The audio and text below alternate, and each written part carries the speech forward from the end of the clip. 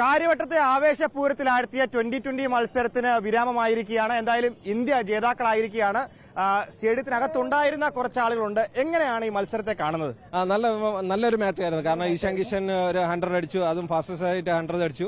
പിന്നെ അതേപോലെ തന്നെ നമ്മൾ ഹർഷദീപിന്റെ ബോളിംഗ് 5 വിക്കറ്റ് ആയിരുന്നു. അതേപോലെ എല്ലാ ബാറ്റ്സ്മാൻമാരും നല്ല വൃത്തി കളിച്ചു.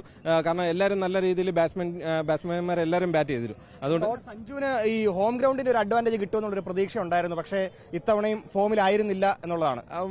ഫോമിലല്ലായിരുന്നു. ബട്ട് എന്നിരുന്നാലും സഞ്ജുവിന്റെ ഒരു സ്ട്രെസ് ഉണ്ടായിരുന്നു ഇവിടെ. കാരണം എന്ന് പറഞ്ഞാൽ ഹോം ഗ്രൗണ്ട് ആയതുകൊണ്ട് അതിന്റേതായ ഒരു സ്ട്രെസ് സഞ്ജുവിന് ഉണ്ടായിരുന്നു. ബട്ട് എന്നിരുന്നാലും അടുത്ത മാച്ച് ഇതേപോലെ തന്നെ സഞ്ജു കുറച്ചും കൂടെ വീറും വാശിയോട് വരും എന്നാണ് ഞങ്ങൾ പ്രതീക്ഷിക്കുന്നത്. ഇഷാൻ കിഷാന്റെ പെർഫോമൻസ് എങ്ങനെ ഉണ്ടായിരുന്നു? ഇഷാൻ അടിച്ചു പൊളിച്ചു.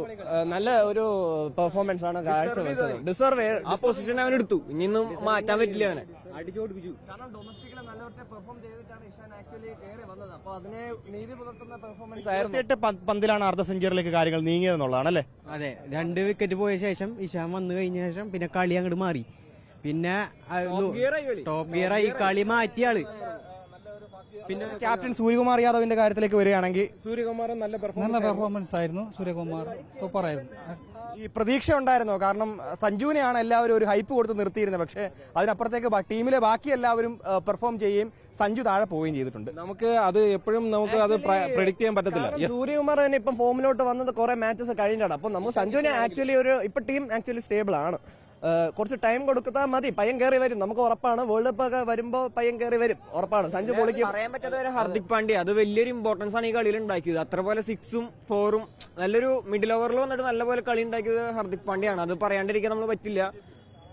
എന്തായാലും നീല എന്തായാലും വിജയത്തിന്റെ നിറം കൂടിയായി മാറിയിരിക്കുകയാണ്. അത്രത്തോളം ആവേശത്തിലാണ് നിലവിൽ ഇവിടെ ഒക്കെ ഉള്ളത്. എന്തായാലും വരും ദിവസങ്ങളൊക്കെ തന്നെ ഇന്ത്യയെ സംബന്ധിച്ചുള്ള നിർണായക ദിവസങ്ങളാണ്. ലോകകപ്പിന് ഇനി ദിവസങ്ങൾ മാത്രമാണ് ബാക്കി. ആ സമയത്താണ് വലിയ വിജയം ഇന്ത്യയെ തേടിയെത്തിയെന്നുള്ളതാണ്. ഒരു ആർപ്പ് വിളിച്ചാലോ?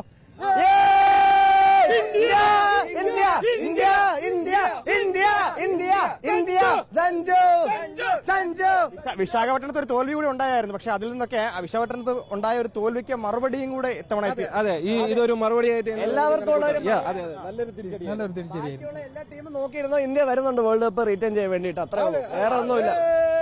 പറഞ്ഞതുപോലെ തന്നെ ബാക്കി എല്ലാ ടീമുകളും നോക്കിയിരുന്നോളൂ, ഇന്ത്യ വരുന്നുണ്ട് എന്ന് തന്നെയാണ്. ലോകകപ്പിന് ഇന്ത്യയുടെ നിലവിൽ ഇന്ത്യ എങ്ങനെയാണോ പെർഫോം ചെയ്യുന്നത് അതിനും മെച്ചപ്പെട്ട രീതിയിലേക്ക് തന്നെ കാര്യങ്ങൾ നീങ്ങും.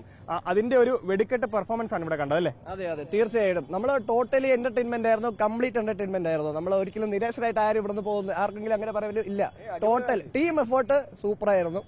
ആക്ച്വലി ഇനി വേൾഡ് കപ്പ് ലോഡിംഗ് അത്രേ ഉള്ളൂ. മികച്ച ഒരു ടീം എഫേർട്ടിലൂടെയാണ് കാര്യങ്ങൾ നീങ്ങുകയും ചെയ്തത്. ടീമിലുണ്ടായിരുന്ന എല്ലാ അംഗങ്ങളും അത്രത്തോളം തന്നെ പരിശ്രമിക്കുകയും ഒക്കെ ചെയ്തതിന്റെ ഫലമാണ് ഈ വിജയം.